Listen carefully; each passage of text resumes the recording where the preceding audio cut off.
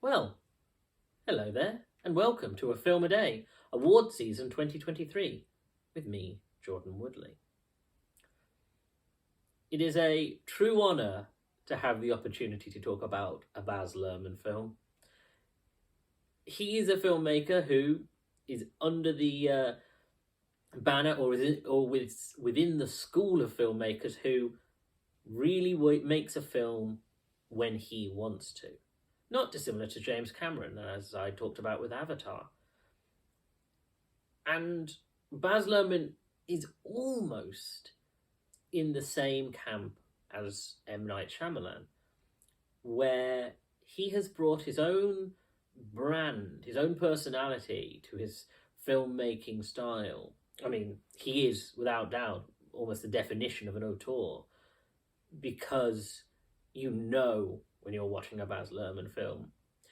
And like M. Night, it is very much a odd experience. He's not interested in making a traditionalist narrative. He's very much about injecting his personal style that is not... You can't find it anywhere else. You know when you're watching a Baz Luhrmann film, just like you know when you're watching a Shyamalan. And yet, where they differ is that, inexplicably, and I think this is almost across the board, Baz Luhrmann has succeeded every time, and there's always something that prevents it from breaking into ludicrous territory or falling into almost being a parody of a film.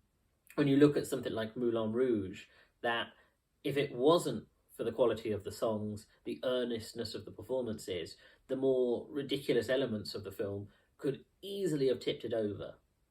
You look at something like Great Gatsby, that really does capture the spirit of the books in a beautiful way, but again, it's so trying to embody it that you think, oh, is it going to be stilted in some way and not feel like it has its own identity? And yet, there's something about it.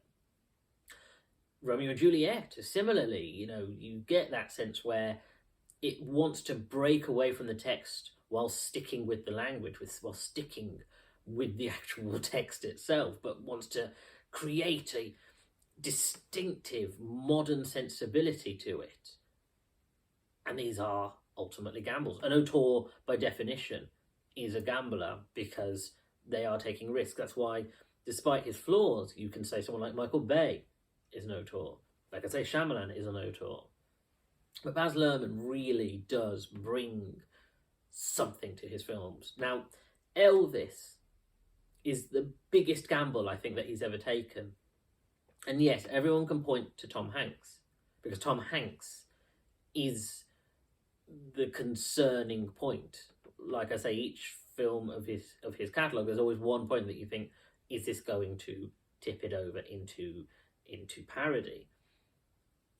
And agree, there is something that Tom Hanks is doing in that film that, frankly, it's a choice. It is clearly a choice, and Tom Hanks, the wonderful, incredible man, the extraordinary performer that is Tom Hanks, is taking a huge risk with this. And like I say, Baz Luhrmann himself is willing to double down on that, and again, throw everything and the kitchen sink into this film. It is like you say with the Baz Luhrmann, it explodes on its opening, it calms down, then it starts to escalate again. Maybe it calms, maybe it continues to escalate, and you just get that sense of passion and crescendo, and you get that sense of musicality that he clearly comes from. He comes from a theatrical background, he comes from a musical sensibility, and this is the most, maybe something like Romeo and Juliet, maybe Moulin Rouge, but I think this is his most musical, because it is a musical. And then you have Austin Butler, and I think Austin Butler is the anchor, and I think Baz Luhrmann knows when to anchor, because Austin Butler is so... what he brings to it, and it so gravitates everything around him, that the whole film restructures itself. So that when you get to the Las Vegas section and he is doing the grand performance, it feels like a metaphor for the film. That no matter how large a scale it is, no matter how ambitious, Austin Butler is the centre of it. And this is an extraordinary performance. And we've recently had a ton of musical performances, musical artist biopics with Bohemian Rhapsody and Rocket Man. And you think, do we have room for one more? But that's where the Baz Luhrmannism comes in, because it has such a distinct identity and it really knows how to use the music and play with the music and again really bring in this phenomenal powerhouse performance. It is definitely a contender for Best Picture.